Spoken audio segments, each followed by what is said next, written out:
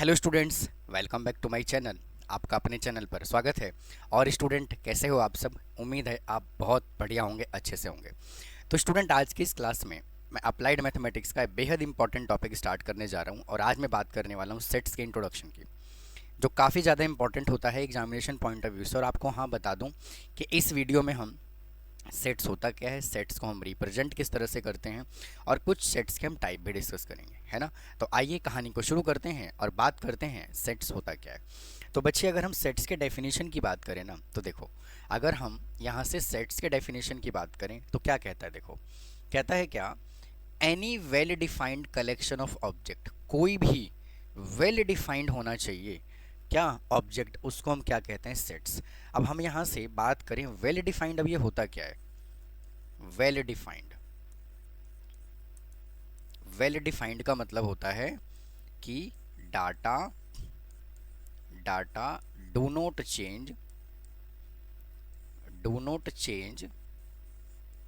Person to person, person to person. अब कहोगे sir आपने क्या लिखा, कुछ भी समझ में नहीं आया। तो देखो, मतलब ऐसा डाटा जो पर्सन टू पर्सन चेंज होता हो, उसको हम सेट्स नहीं बोलते। कैसे, देखिए, जैसे मान लीजिए मैंने मिस्टर ए से पूछा कि भाई आपका फेवरेट प्लेस कौन सा है, फेवरेट स्टेट कौन सा है, सिटी कौन सा है। तो मिस्टर ए ने कहा जी हरियाणा, ठीक है। अगर मैंने मिस्टर बी से पूछा कि भाई आपका फेवरेट क्या है, तो उसने कहा जम्मू एंड कश्मीर। मैंने मिस्टर सी से पूछा कि भाई आपका फेवरेट स्टेट कौन सा है जहां आप घूमने जाना पसंद करोगे, तो किसी ने कहा कि भैया हिमाचल प्रदेश, है ना। किसी ने मुझे आंसर किया कि मेरा फेवरेट प्लेस जो है वो क्या है, अंडमान निकोबार है। तो कहने का मतलब ये है कि यहाँ पे जो डाटा है ना, सभी पर्सन का अलग अलग है। मिस्टर ए का फेवरेट प्लेस कोई और है, बी का कुछ और है, सी का कुछ और है, डी का कुछ और है। तो ये ऐसे डाटा को हम वेल डिफाइंड डाटा नहीं बोलते। समझ में बात आई? तो ऐसे डाटा को हम सेट्स भी नहीं बोलते। अच्छा, तो सर ये बताइए सेट्स बोलते किसको हैं? ऐसा डाटा जो पर्सन टू पर्सन चेंज ना हो। कैसे, देखो, मैंने क्या बोला अभी, data do not change person to person. मान लीजिए मैंने मिस्टर ए से पूछा कि भाई आप एक बात बताओ, वॉवल बताओ, वॉवल इन इंग्लिश अल्फ़ाबेट, ठीक है। तो मिस्टर ए भी कहेगा जी ए ई आई ओ यू, है कि नहीं। अगर मैंने मिस्टर बी से पूछा कि भैया वॉवल बताओ, तो मिस्टर बी भी कहेगा ए ई आई ओ यू। मैंने मिस्टर सी से पूछा कि भाई वॉवल बताओ, तो वो भी कहेगा ए ई आई ओ यू। तो क्या ऐसा data person to person change हो रहा है? क्या नहीं हो रहा। मैंने पूछा क्या, even natural number less than 10, तो बेटा सब लोग सेम बताएंगे 2 4 6 8, है ना। तो ऐसा डाटा जो पर्सन टू पर्सन चेंज नहीं होता, उसको क्या बोला जाता है, सेट्स बोला जाता है। आगे क्या कहता है कि the object of the sets are called, इन सेट्स के ऑब्जेक्ट को हम क्या बोलते हैं, मेंबर बोलते हैं, या फिर हम इसको एलिमेंट बोलते हैं। ठीक है जी, यहाँ तक अगर आपको कोई डाउट है तो बताइए। ठीक है, मतलब डाटा जो होना चाहिए वेल डिफाइंड होना चाहिए। कुछ एग्जांपल मैंने यहाँ पे लिया हुआ है, the collection of all good books on mathematics. बेटा सभी बच्चों के लिए मैथमेटिक्स का बुक अलग अलग हो सकता है। अब जरूरी नहीं है कि अगर आपका फेवरेट अगर मैथमेटिक्स है तो किसी और का मैथ्स हो सकता है, किसी का अकाउंट्स, बिजनेस स्टडी, इकोनॉमिक्स भी हो सकता है, किसी का इंग्लिश भी हो सकता है। अगला एग्जाम्पल कहता है योर फेवरेट सिंगर, जरूरी नहीं है कि सभी का सिंगर फेवरेट सेम हो। समझ में बात आई? नेक्स्ट है योर फेवरेट फ्रूट। मैंने देखिए, किसी का फेवरेट फ्रूट एप्पल हो सकता है, किसी का बनाना हो सकता है, किसी का गुआवा हो सकता है, किसी का पाइनएप्पल हो सकता है। अगला है ऑल लवली फ्लावर्स। तो बेटा सभी बच्चों के लिए फ्लावर्स लवली अलग अलग हो सकता है, किसी को लोटस अच्छा लग रहा है, किसी को रोज अच्छा लग रहा है ना। नेक्स्ट क्या है, above example are not well defined. ये एग्जाम्पल, ऐसे एग्जाम्पल को हम वेल डिफाइंड नहीं बोलते। इसका मतलब बेटा ये सेट्स भी नहीं कहलाता। ठीक, आइए अब आगे चलते हैं। आप लोग सेट्स का डेफिनेशन समझ में गए होंगे कि क्या होता है। अच्छा, अब बात करते हैं सेट्स को हम रिप्रेजेंट कैसे करते हैं। अगर हम सेट्स के रिप्रेजेंटेशन की बात करें ना, तो सेट्स को हम टू टाइप से रिप्रेजेंट करते हैं। फर्स्ट क्या होता है हमारा, रोस्टर फॉर्म या फिर टेबुलर फॉर्म। भाई फर्स्ट होता है रोस्टर फॉर्म और टेबुलर फॉर्म। देखिए इसको हम कैसे रिप्रेजेंट करते हैं, यहाँ पे मैंने एक एग्जांपल लिया हुआ है, the set of all even natural number less than 10। तो बेटा सबसे पहले हमने क्या करना है, इवन नेचुरल नंबर लिख लेना है 2, 4, 6 और 8। ठीक है, उसके बाद क्या करना है, इसको कॉमा से क्या करना है, सेपरेट करना है और एक करली ब्रैकेट के अंदर इसको क्लोज करना है और उसके बाद एक कैपिटल लेटर से इसका नाम डालना है। ठीक है, जब इस तरह से सेट को रिप्रेजेंट किया जाता है तो इसको कहा जाता है सेट्स का जो हमने रिप्रेजेंटेशन किया है वो कैसे किया है, टेबुलर फॉर्म या फिर रोस्टर फॉर्म में किया है। ठीक है, अच्छा सेकेंड एग्जाम्पल कहता है set of all vowel in English alphabet. अगर हम all vowel in English alphabet की बात करें तो ए, ई, आई, ओ, यू, तो सबसे पहले हमने क्या किया, इसको कॉमा से सेपरेट किया, करली ब्रैकेट के अंदर क्लोज किया और इसका कोई नाम डाल देते हैं कैपिटल लेटर से बी। और इस सेट के अंदर जो भी चीज़ें लिखी हुई है इसको बच्चा पार्टी हम क्या बोलते हैं, इसको हम बोलते हैं एलिमेंट्स। ठीक है, या फिर हम बोलते हैं मेंबर। ठीक है जी, अभी अभी मैंने आपको डेफिनेशन में भी समझाया है क्या, देखो क्या कहता है, the object of the set are called member या फिर एलिमेंट। ठीक, आइए और आगे की कहानी को बढ़ाते हैं और देखिए क्या कहता है कि रोस्टर और टेबुलर फॉर्म में in this form we list all the element of the set with in the braces, मतलब करली ब्रैकेट के अंदर लिखते हैं और इनके एलिमेंट को हम कॉमा से सेपरेट करते हैं। ठीक, आइए और आगे बात करते हैं, नेक्स्ट रिप्रेजेंटेशन पे चलते हैं और क्या कहता है कि सेट बिल्डर फॉर्म या फिर रूल्ड मेथड। सेकंड रिप्रेजेंटेशन जो है वो क्या है, सेट बिल्डर फॉर्म में हम किस तरह से सेट्स को रिप्रेजेंट करते हैं। तो देखो एग्जांपल यहाँ पे मैंने लिखा हुआ है क्या, the set A of the all even natural number less than 20। ठीक है, set of all even natural number, सभी के सभी इवन नेचुरल नंबर लिखना है जो 20 से छोटा हो। ठीक है, तो सबसे पहले क्या करोगे, यहाँ पर एक ब्रैकेट लगाओगे, करली ब्रैकेट, इसको कैपिटल लेटर से नाम डालना है और फिर यहाँ पे लिखना है x, फिर यहाँ पे लिखना है सच दैट या फिर कॉलन का सिंबल लगाना है। समझ में बात आई कि नहीं? अच्छा, फिर क्या कहता है, मैं लिखूँगा यहाँ पे x is an even natural number, even natural number less than 20। ठीक है जी, तो इस तरह से हम सेट्स को सेट बिल्डर फॉर्म में लिखते हैं, मतलब कि अगर हमने स्टेटमेंट फॉर्म में लिख दिया तो उसको कहा जाता है सेट्स का हमने रिप्रेजेंटेशन किससे किया, सेट बिल्डर फॉर्म में किया। एक एग्जांपल और है, यहाँ पे द सेट एस, यानी कि उसने पहले से बोल दिया इसको एस नाम डालना है। सबसे पहले एक्स लिखोगे, कॉलन का सिंबल लगाओगे या फिर सच दैट भी इसको बोला जाता है। क्या लिखोगे, एक्स इज अ, ये क्या है, 1 का स्क्वायर, 2 का स्क्वायर, 3 स्क्वायर, 4 स्क्वायर, 5 स्क्वायर, है ना। तो क्या लिखोगे, x is a square number, square of natural number.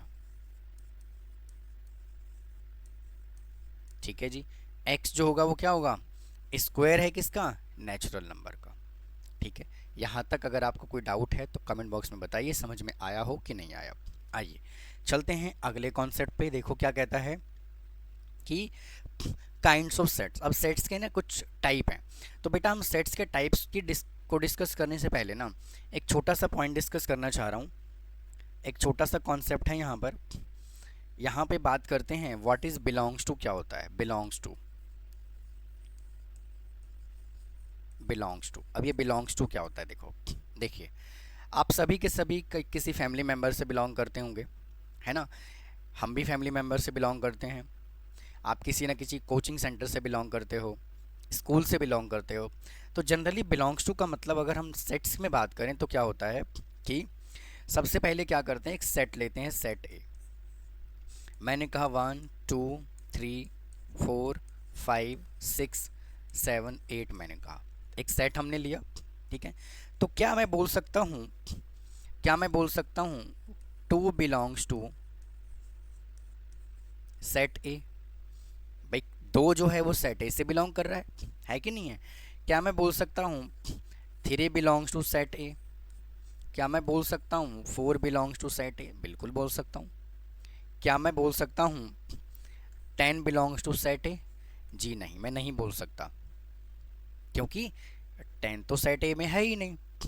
तो बेटा इतना लंबा चौड़ा बिलोंग्स टू लिखने की बजाय हम क्या करते हैं, इसको शॉर्ट फॉर्म में लिखा जाता है। कैसे? 2 बिलोंग्स टू सेट ए, है ना, 3 belongs to set A, 4 belongs to set A, और 10 does not belongs to set A. ठीक है, तो अगर हम यहाँ से बिलोंग्स टू की बात करें ना, तो जो बिलोंग्स टू होता है ऑलवेज रिप्रेजेंट द एलिमेंट।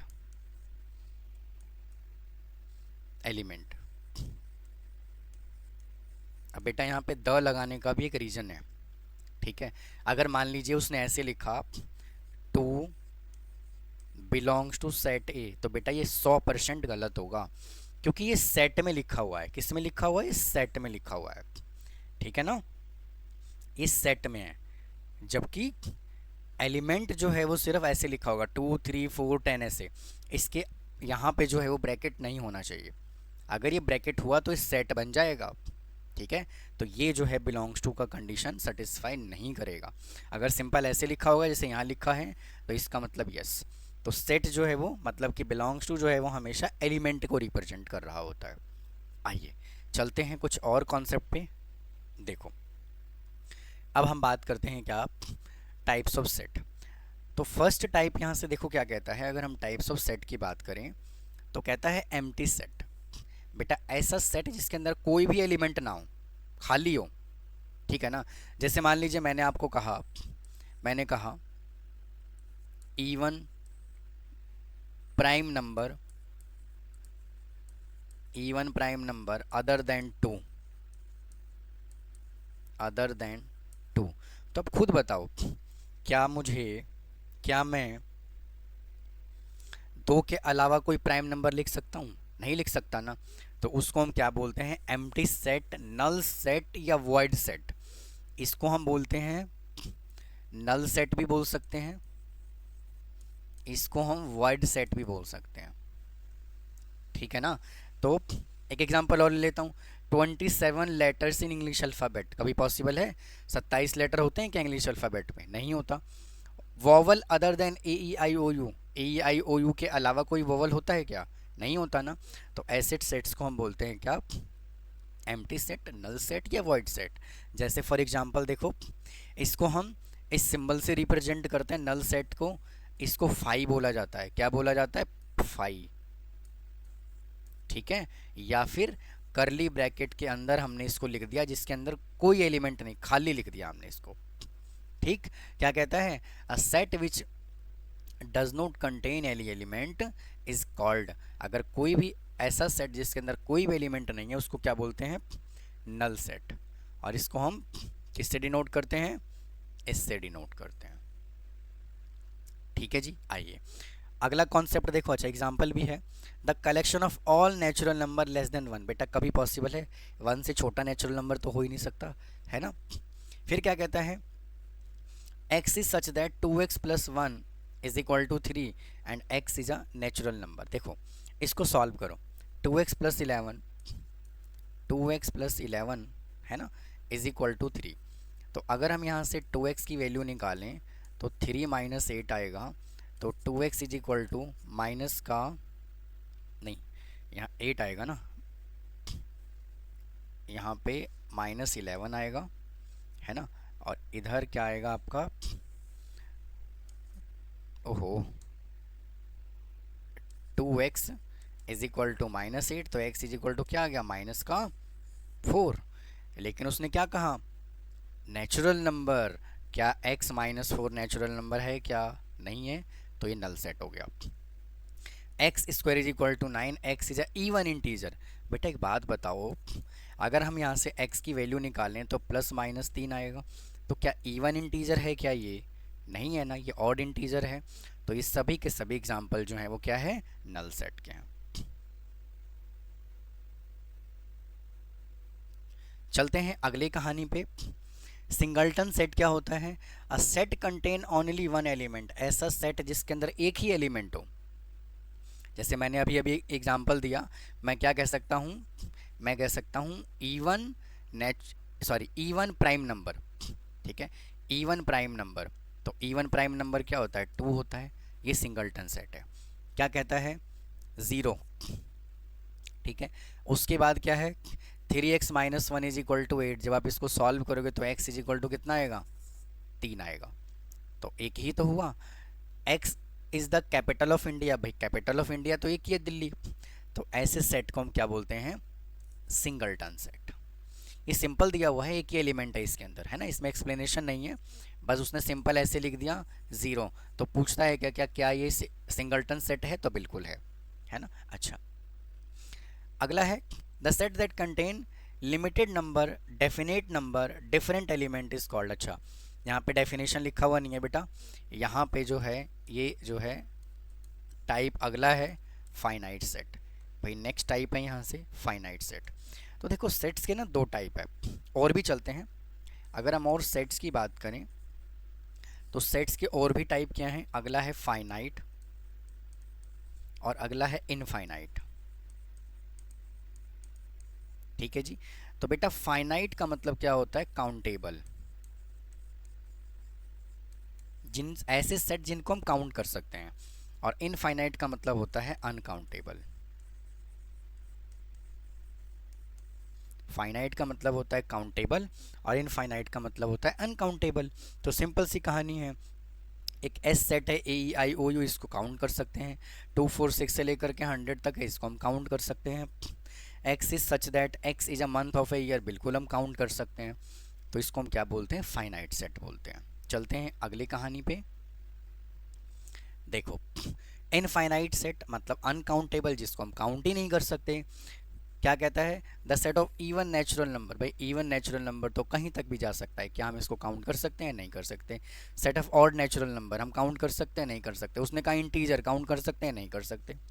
ठीक है, आइए, ठीक है, एक बेहद इंपॉर्टेंट टॉपिक यहाँ से और स्टार्ट हुआ, कार्डिनल नंबर और finite set. Cardinal number of finite set. अब ये कार्डिनल नंबर क्या होता है बेटा, देखो क्या कहता है, the number of different element in finite set A is called cardinal number. जैसे मान लो मैंने यहाँ से कहा vowel in English alphabet AEIOU, तो क्या ये फाइनाइट है, बिल्कुल है। इसको हमने कैपिटल लेटर ए से नाम डाल दिया, जी डाल दिया, कोई दिक्कत नहीं, ठीक है। अच्छा, अब ये कार्डिनल नंबर का मतलब ये होता है फाइनाइट सेट के अंदर नंबर ऑफ एलिमेंट कितने हैं उसको कहा जाता है cardinal number of finite set. क्या आप इनफाइनाइट सेट के एलिमेंट को काउंट कर सकते हो, नहीं कर सकते, इसीलिए स्पेशली बोला हुआ है cardinal number of finite set. तो इसका मतलब ये है cardinal number of finite set को हम लिखते हैं NA इज इक्वल टू 1 2 3 4 और 5। लो जी, इसका ये आंसर आ गया, ठीक है। इसी कार्डिनल नंबर को शो करने के लिए n लिखा जाता है, ठीक है। देखो यही एग्जांपल मैंने अभी आपको समझाया। Let A be the set of letter of the word school. अब इसमें कार्डिनल नंबर देखो कैसे होगा, तो बेटा यहाँ पे स्कूल है, तो हमने जो लेटर लिखना है इसका मतलब ये है कि स्कूल किस किस लेटर से मिलकर के बना है। हम कभी भी सेट्स के अंदर जो एलिमेंट लिखते हैं उसको रिपीट नहीं करते। तो S से मिलके बना है, C से, H से, O से, L से, यानी O यहाँ पे 2 बार है तो हमने 2 बार नहीं, हमने एक ही बार लिखना है, ठीक है। तो कितने हुए इसके अंदर, 1 2 3 4 5, तो नंबर ऑफ एलिमेंट कितने हुए, 5 हुए, ठीक। अच्छा, x is such that x is a prime factor of the 60 के प्राइम फैक्टर बताना है। तो क्या है, 2 है, 3 है, 5 है। भाई बेटा फैक्टर तो और भी हैं लेकिन प्राइम होना चाहिए। फैक्टर तो 12 भी है, 10 भी है, बट 12 और 10 क्या प्राइम नंबर है, नहीं है। तो इसका मतलब इसका आंसर कितना आ गया, 3 आ गया, ठीक है। तो उम्मीद है स्टूडेंट आपको यहाँ तक समझ में आ गया होगा। अगर फिर भी कोई डाउट रह जाता है तो प्लीज़ कमेंट बॉक्स में कमेंट कीजिए, चैनल को सब्सक्राइब करना ना भूलें, वीडियो को लाइक करें। मिलता हूँ फिर इसके नेक्स्ट टॉपिक के साथ यानी एक्सरसाइज के साथ। थैंक यू, धन्यवाद।